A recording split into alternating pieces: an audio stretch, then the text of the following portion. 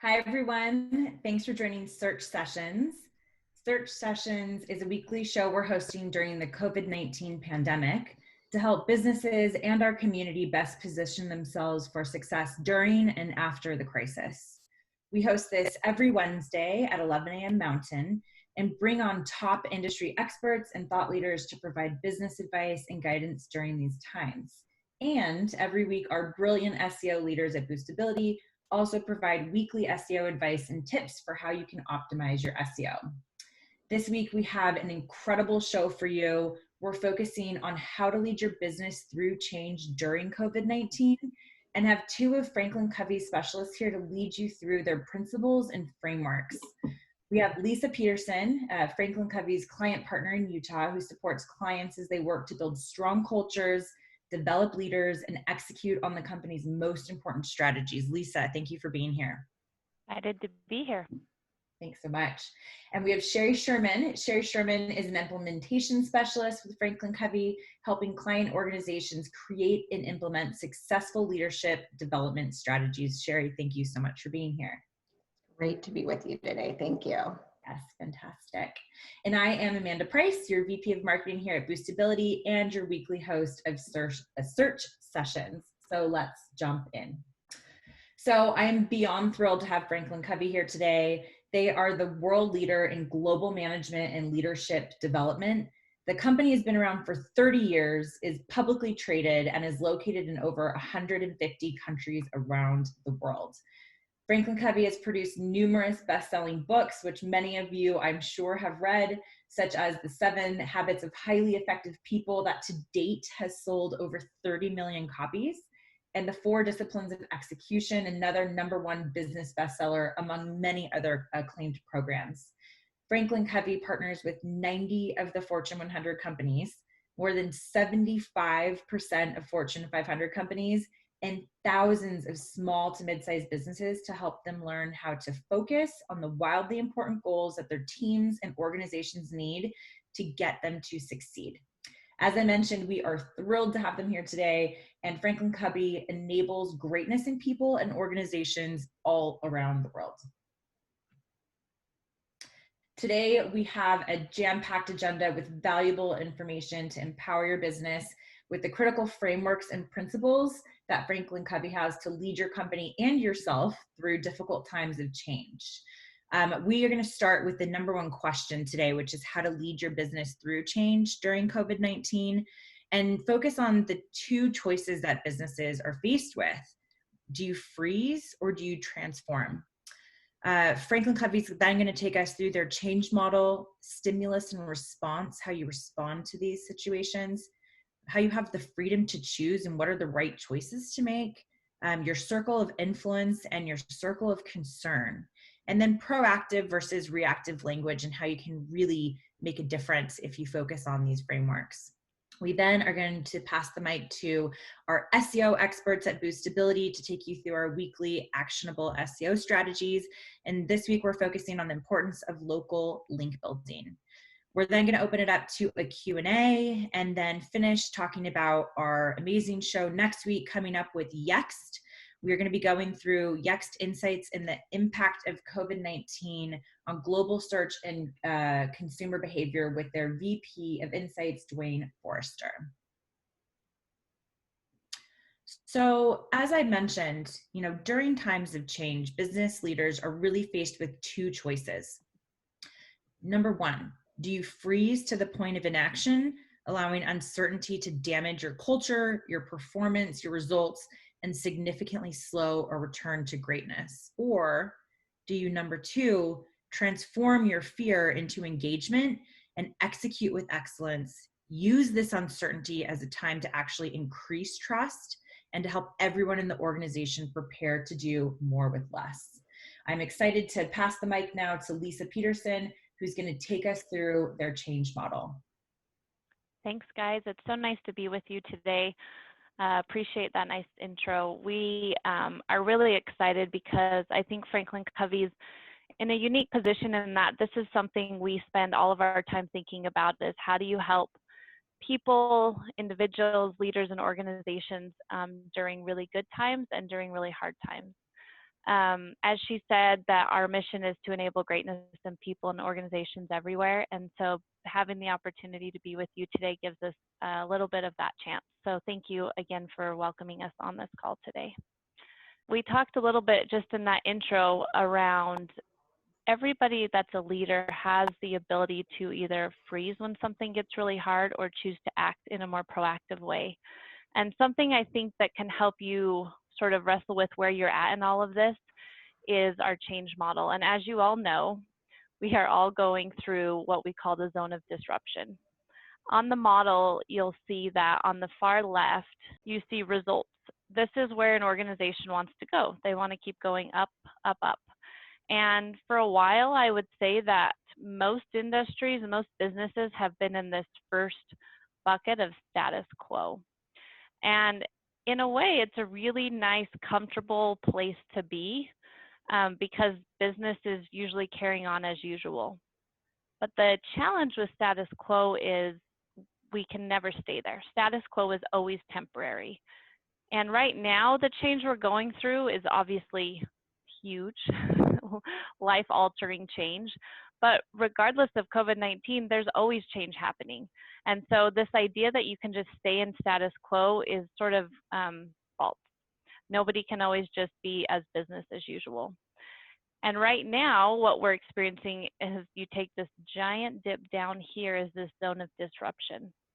And I think it's important to just kind of mention, depending on where you are at in the country, as we talk through this model, you may be in different places. Sherry and I were talking yesterday, and she's in California, and they are full on lockdown right now, and they've been there longer than I have here in Utah. We're not in a full lockdown, but it still kind of feels that way. And so be aware that you may be at different points on this line. This dotted line represents time.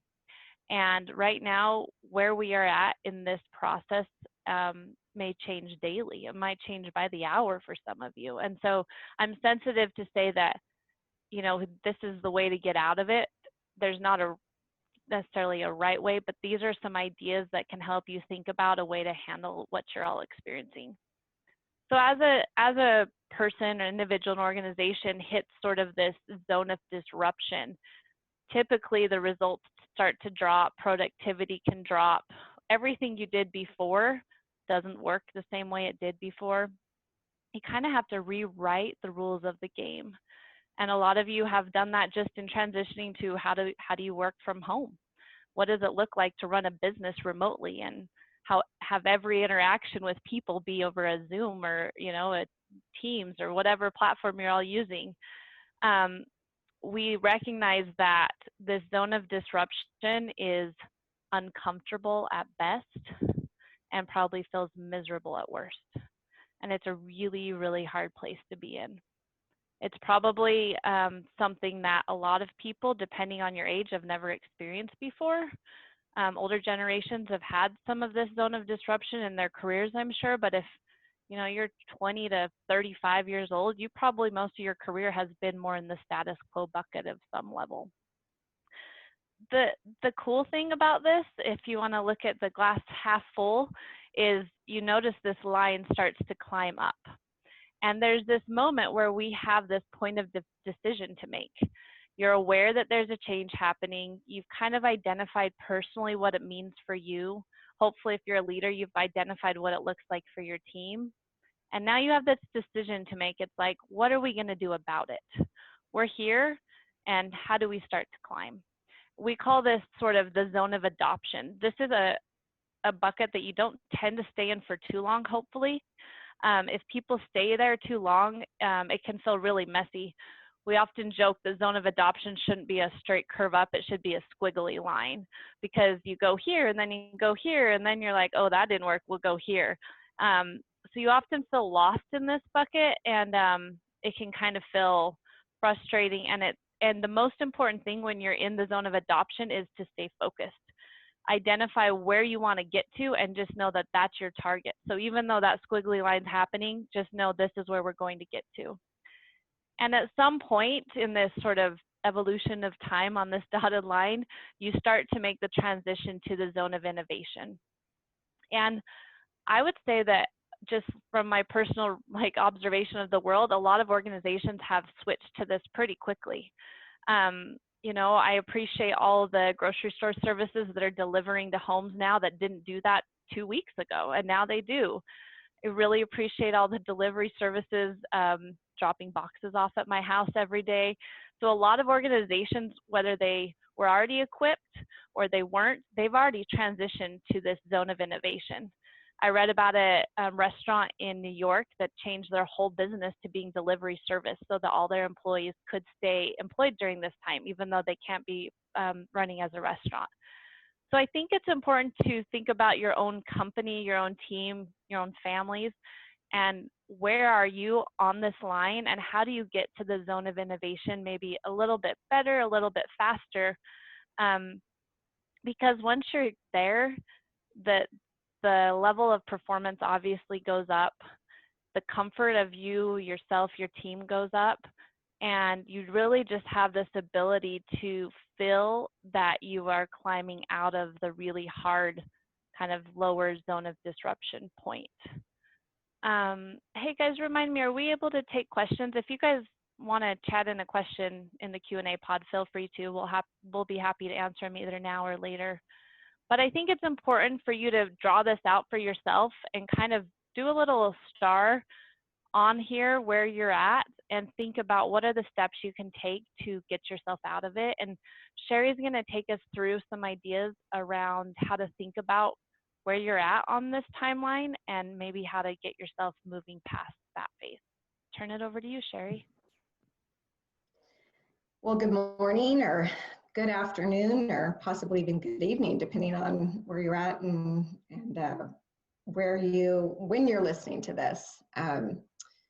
Lisa and I were really excited to come and hopefully just share some practical wisdom. It's so amazing, I have to tell you, to be able to work for a company who has 30 years of research and practicality and true principles that have been so helpful during this time.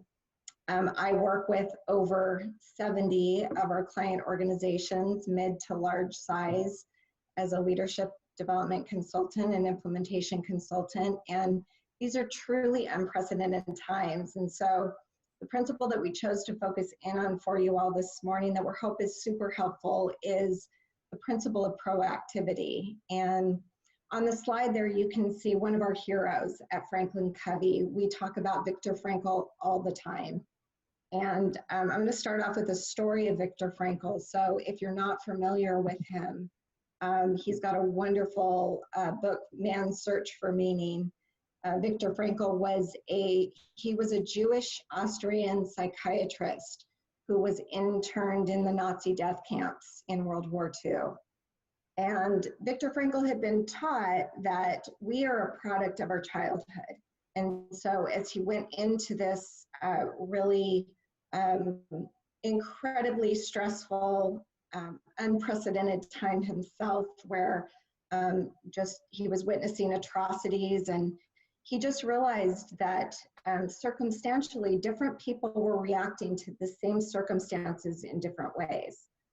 And he himself faced a lot of indignities and just some really just dire circumstances, and had family members that were killed. And as he was in just one of his darkest hours, he was stripped. They were conducting experiments on his body. And it was in that moment, in one of his darkest hours, that he really recognized that they could do a lot of things to him, but there was one thing that they could never take away from him, and that was his freedom to choose. And I love this quote by Viktor Frankl on the screen. It says, "When we are no longer able to change a situation, we are challenged to change ourselves." And that has certainly been the case for many of us. I know for me, sitting in California, shelter in place, I have had to change myself in many ways. And oftentimes that's my own paradigms. And I have to be very diligent right now, as we all do as leaders, about the way that we are thinking. And so when Viktor Frankl was just, in some of his darkest moments, he would think of himself lecturing and back in Austria and talking to his students about these circumstances that he had been through and what he had learned.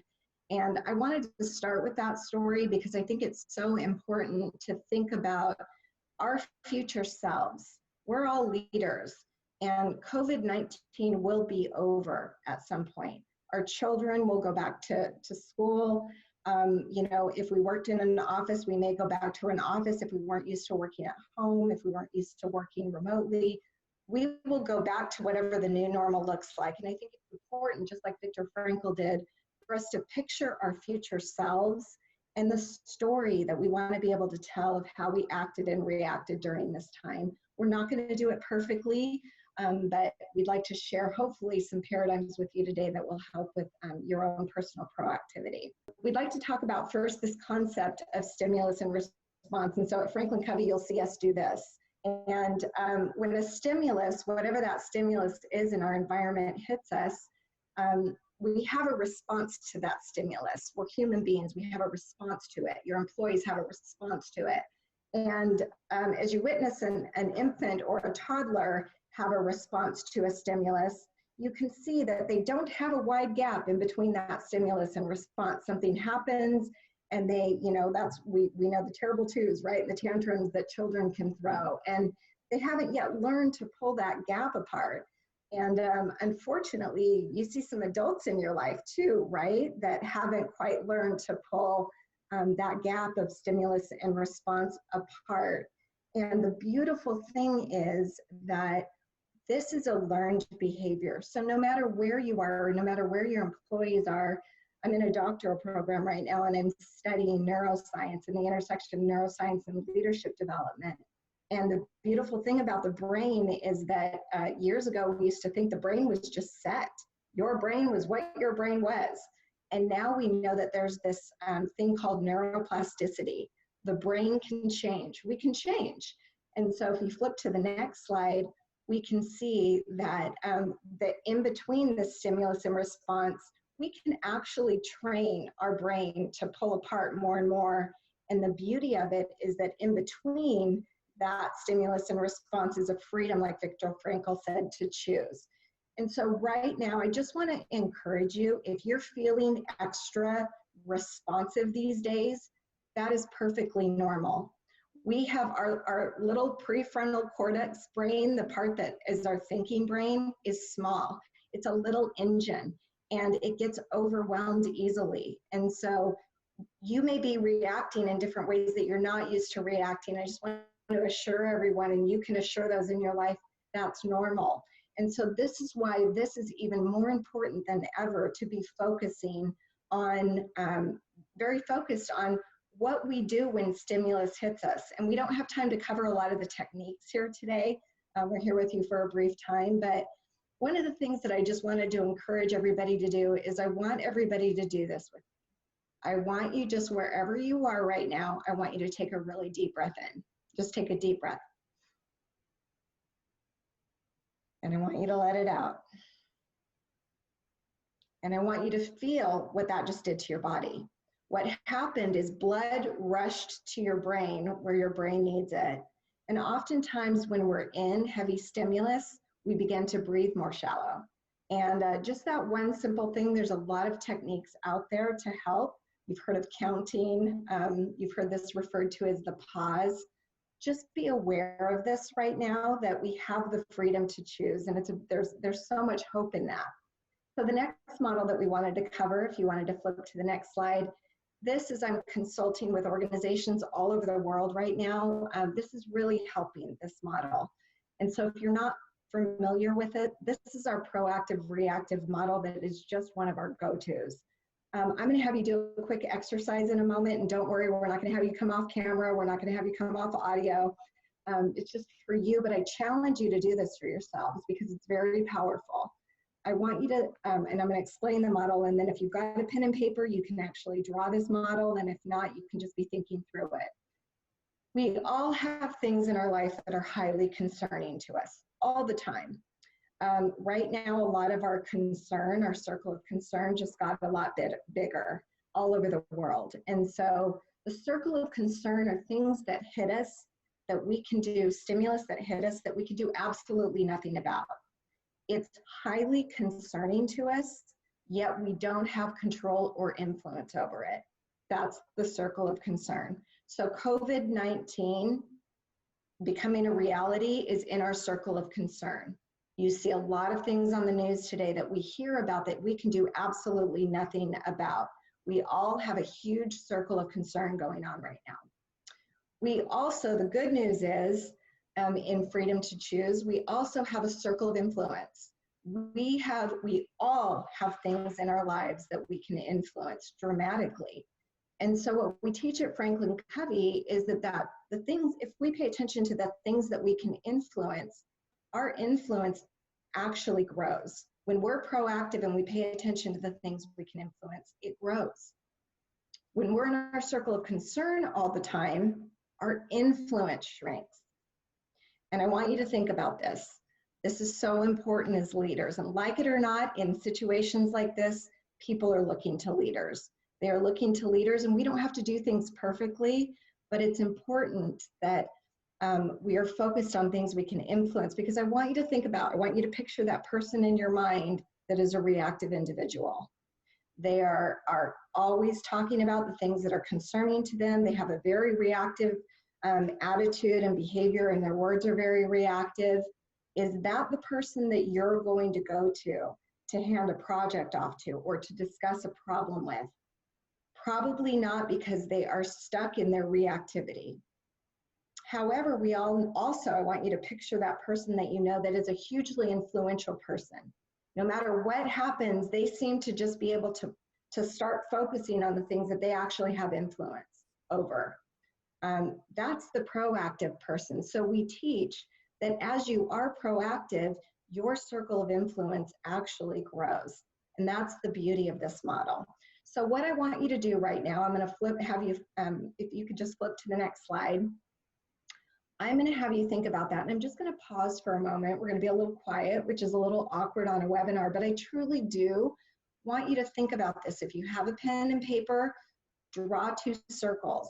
And I want you to think about, what is something that is in your circle of concern right now that you can do nothing about, that is really stressing you out and keeping you up at night? And then I want you to think about things that you can influence. And I want you to either think of those things, or I want you to write them down even better. So I'm going to pause for just a moment.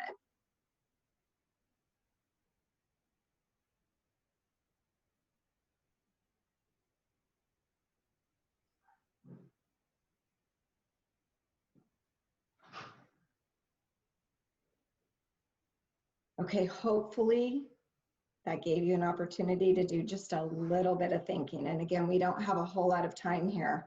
A leader that I really respect recently, who has a big, big job, she said that she was everything flipped.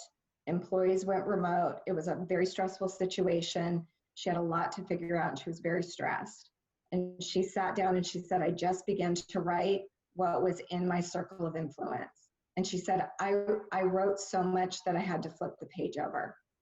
That's where hope lies, is in the things that we can influence. So I'd encourage you, share this with your kids that are old enough to understand this. Share this with your employees. This is a powerful, powerful model. Again, when we think about our future self, we want to know that we influenced and that we were helpers, and that we led as well as we could during this time.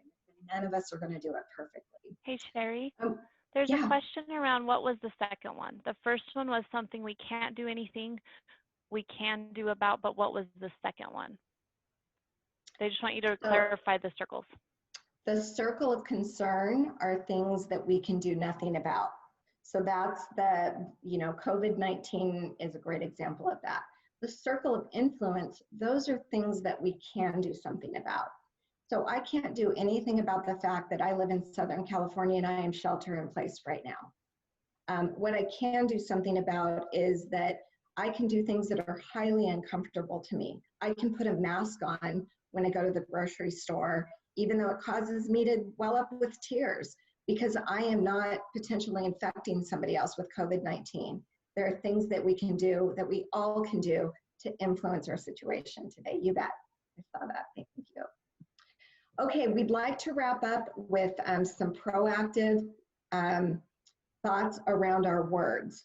Our words are so important to us. The neuroscience is showing this in a big, big way, but we've known this for a long time. Neuroscience, now we can see into the brain a lot of things we already knew. So what we tell ourselves and what we tell other people is dramatically important. And here's some example of some reactive language. I can't. It's not my fault. I have to. We have no other choice. They won't let me. There's nothing that we can do. So that's some reactive language. The next slide is proactive language. This is I can. I'm sorry. I choose to. Let's look at all of our options. I will get this done. We will get this done. There must be something we can do. You know, you hear the mantra now, we're all in this together. We've got this. We can get through this. And even as I was just reading those two different slides, I can feel in my body the differences between speaking that reactivity and speaking that proactivity. So be really guarded and be really intentional right now about your words to yourself, first and foremost, and then your words to other people. Well, that's all the time that we have today. Lisa and I have, we actually have some resources for you. So I am so proud of my organization right now. There's a lot of things that are under our intellectual property typically that only our client organizations have access to, that we've opened up to all of you. We have a lot of open source resources right now. So I think these are going up in the chat, and please copy them. Click onto them. That first link, and on our main website, has tons of videos and articles and blogs and things that you can share with your team and share with your family members. Lots of different resources. We even have some, that Leader in Me. We teach leadership development in schools all over the world, to the littles, and even to the junior high and high school, listen to me, middle school and high school, and even into college. And so we've got some great resources for parents who are at home with their children right now. We've got some great leadership principles that we've opened up under family resources. Lisa and I thank you so much for the ability to be with you today. We're looking forward to any questions that you have, and just stay safe and stay healthy, and we'd add stay proactive, and just everybody take good care of yourself out there. Thank you. Thank you guys so much. It's, you know, we're so lucky to have you guys here, and it's so kind and really admirable that you are opening up these resources to people. You know, typically these are in exclusive, amazing training programs with, you know, the biggest CEOs around the world. So we're so grateful to have you guys here. Thank you. You're doing a phenomenal thing for people and businesses during this time. So we are now going to transition into the SEO part of our weekly search session for our actionable SEO strategies. We have the wonderful Colton Miller, our Director of SEO, here today. Colton, thanks for being here. Thanks for having me, as always. And Mike Marsh, our SEO Manager. Mike, thank you for being here. Thanks. I'm glad to be here too. Great. And we're going to be talking about the importance of local link building. So Mike and Colton, over to you. Sure thing. So when it comes to link building, especially kind of in these uncertain times, if you will, there's a lot of different ways that you can do this, especially at the local level. This is kind of a little bit more of an advanced tactic, but it's something that ideally, depending on where you are, you can actually get yourself involved into today. And now you may even have the time where you may not have had the time previously. So the first one that, you know, I'll go through here would be things like, you know, other local businesses, you know, maybe trying to kind of cross promote yourselves on each other's blogs, different things like that. Maybe even trying to, you know, create something that somebody else can kind of take in a local way. So if you, as an example, produce a piece of copy that, you know, talks about, let's say, the effects of your local wildlife and how that may affect your particular industry. Somebody else in your, kind of local hemisphere might be able to take that and share that as well. Another great way is through strategic partnerships. So if you are, let's say, trying to create an association, one common one that I can say here for Utah would be something like Silicon Slopes, where it's actually a lot of different CEOs across a lot of different companies coming together for kind of the common good of Utah when it comes to, digital education and just kind of resources, different things like that. So there's all sorts of different ways that you can do, kind of link building at the, kind of associated business level, or even just general associations, or even creating something brand new. I'll let Mike kick into the next one. Yeah, I just as we get started in this, I know that you mentioned, Colton, that this is an advanced tactic. I love just to kind of tie it all in with FranklinCovey and with the general search sessions. I really like what Amanda said at the top of search sessions, where this is an opportunity to build trust. You can look at these backlinks and any backlink campaign as an opportunity to build trust. And just like Sherry and Lisa had said, this is kind of a proactive thing that you can do while you're quarantined. But like you said, the next section that we have here is the clubs, groups, and teams, like going out and being proactive and being involved in your community and turning it into an opportunity to build trust.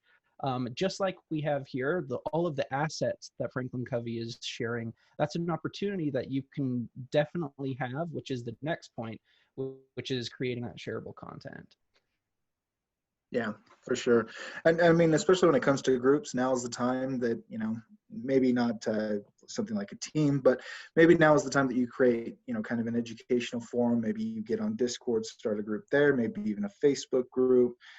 There's all sorts of different ways that you can interact with, those around you that isn't necessarily face-to-face. But again, kind of tying this back could result in, either getting featured on a blog or getting featured on a website, or even offering, again, kind of cross-promotional services. Mm-hmm. There's all sorts of stuff that you can do, right now. And now is definitely the time to be proactive and use the time that you may otherwise not have normally. Yeah, and definitely build that trust. And like you mentioned, Colton, there's a whole lot of other campaigns and different backlink campaigns that you can do. And it's something that me and you are going to be looking into here in a couple of weeks. So we're going to come back with specific advice that different businesses and different small businesses can do during this time when they're not able to actively go into their business, but it's something that they can do from home. Yeah. Great. And why are links so important in SEO? So links act like kind of a vote of popularity, if you will. There's definitely some other things that come with that, things like traffic, potential conversions. There's even kind of this notion of brand trust, right? If a brand gets a lot of mentions, or you see kind of multiple references from other sites, it can certainly build trust in your brand. But specifically from an SEO standpoint, it's all about, getting the authority and getting essentially the trust that search engines need to help push you higher within rankings. And again, kind of get back into the minutia of SEO, which is you want to pull in people that are naturally trusting search results, and then they're naturally taking the actions associated, leads, asking questions, direct conversions, all the benefits that come from that. Yeah, those links, definitely, it's an indicator of trust for sure. Fantastic. So we are going to move into Q&A if anyone has any questions. Christine. Yeah, we've got a couple here. You can either weigh in through the chat where we've gotten a couple, or through the Q&A. There's a couple different places here through Zoom that you can ask. But one directed to Mike and Colton, since we were just talking about links. Is it better to have national links or local links, or does some have more weight than others? Tell us a little bit about that. So I'll take the first stab at this and let Mike kind of add on. But depending on your business type, whether you're kind of local or national, essentially who you're looking to service, right? If you're looking to service kind of anybody and everybody, that's more national. If you're looking to service either, kind of a state or a localized area, that would be, local.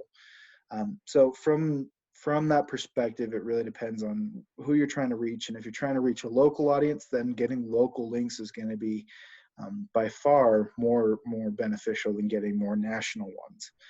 Again, it kind of works back into some of those other benefits where, if you're getting somebody from a local blog, then again, they're local. And if your business is local, there's a good chance that they'll be able to take more action with your company than, let's say, somebody that is across the country who just happens to land on your blog. Either one is going to help you when it comes to SEO, but there is going to be a little bit more benefit by matching your audience, for sure. Yeah, I think you covered it really well there in the end, where it's like links in general will help you, whether they're local or national. But looking at your audience, like you mentioned, looking at your audience, who are your customers? Are they local? And if they're local, then local links will be probably more beneficial. But links in general will be helpful for your overall SEO for sure, like you mentioned. Yeah. Great, thanks guys. Okay, now we have a couple for Lisa and Sherry about FranklinCovey. One is, what do you say to those who feel they can't be proactive right now just because they're simply in survival mode?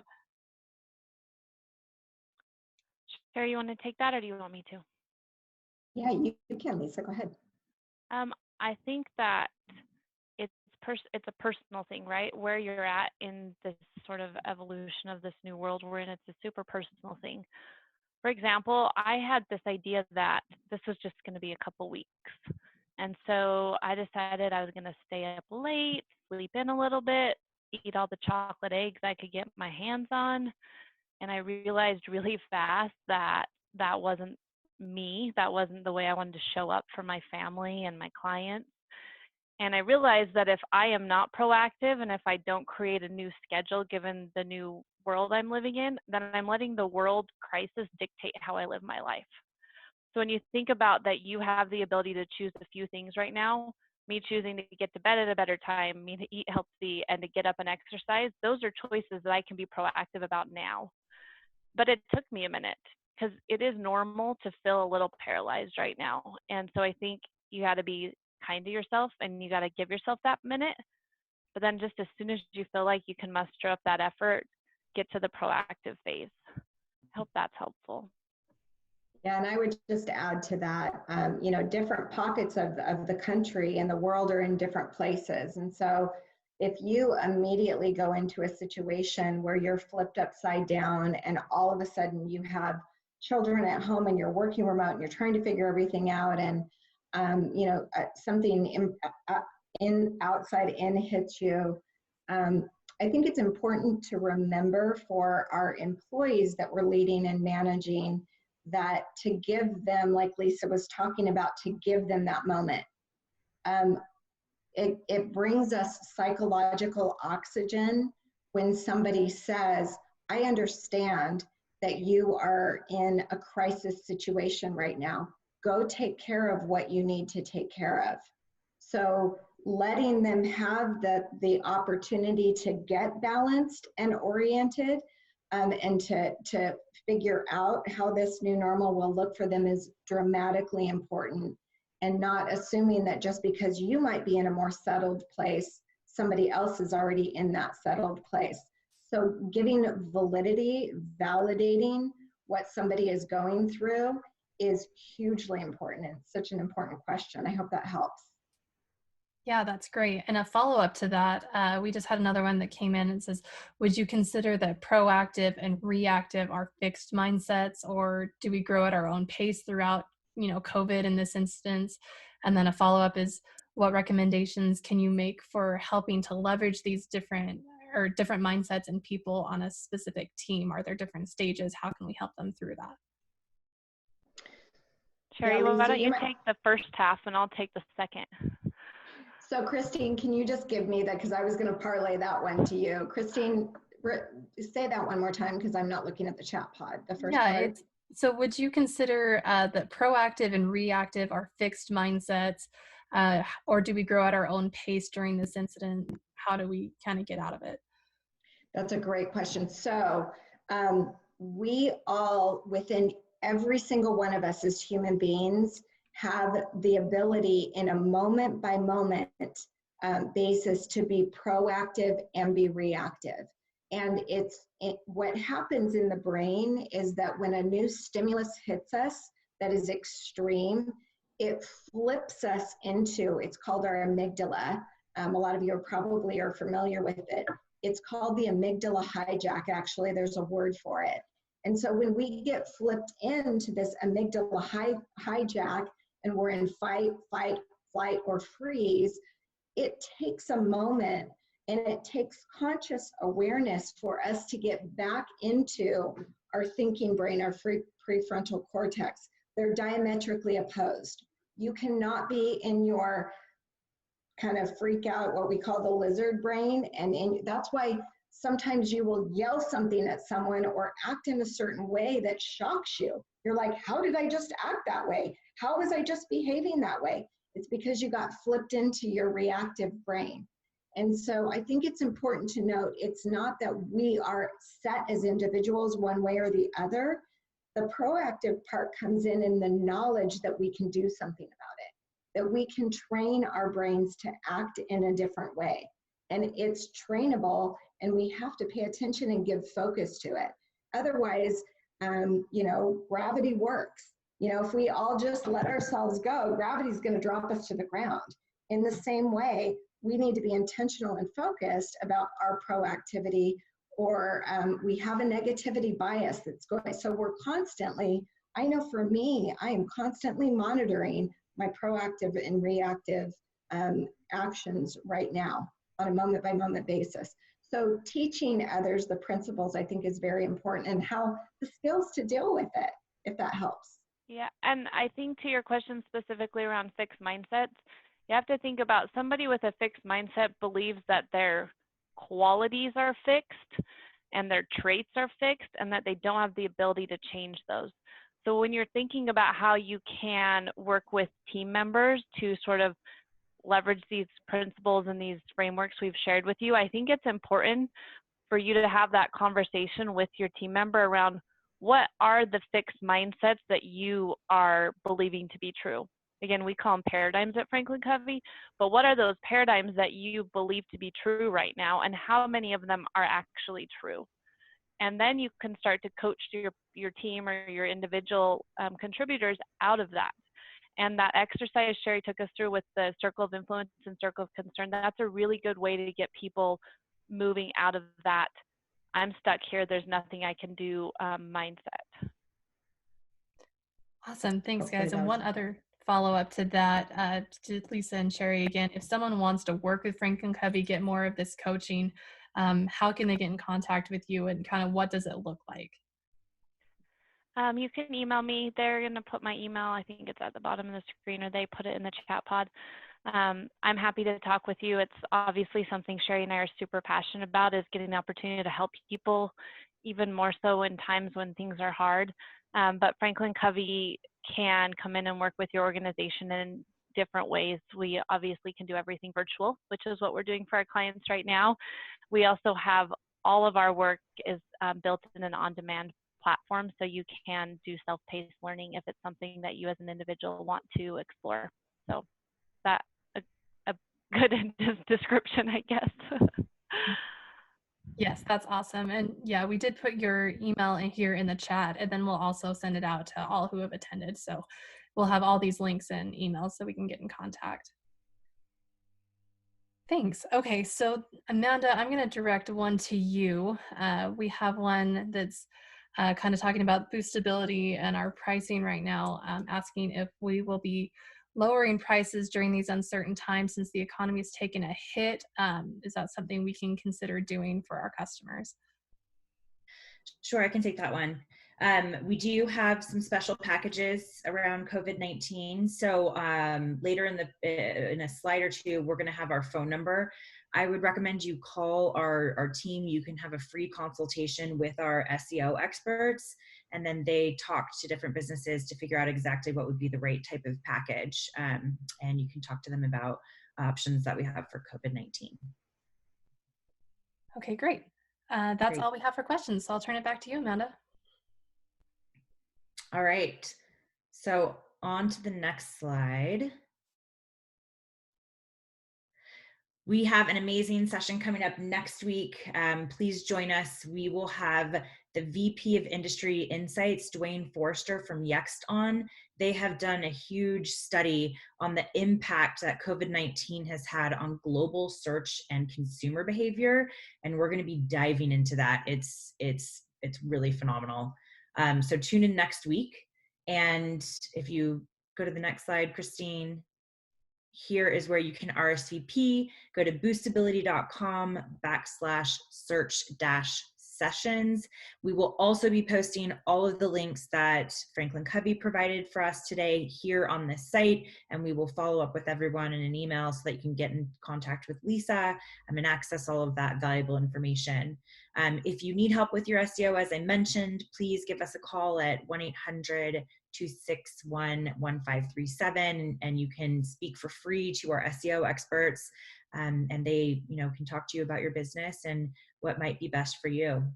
So once again, thanks everyone for joining. It's been a pleasure, and tune in next week. And huge thank you to Sherry and Lisa for coming on today. We are just so honored. So thank you. Thanks everybody.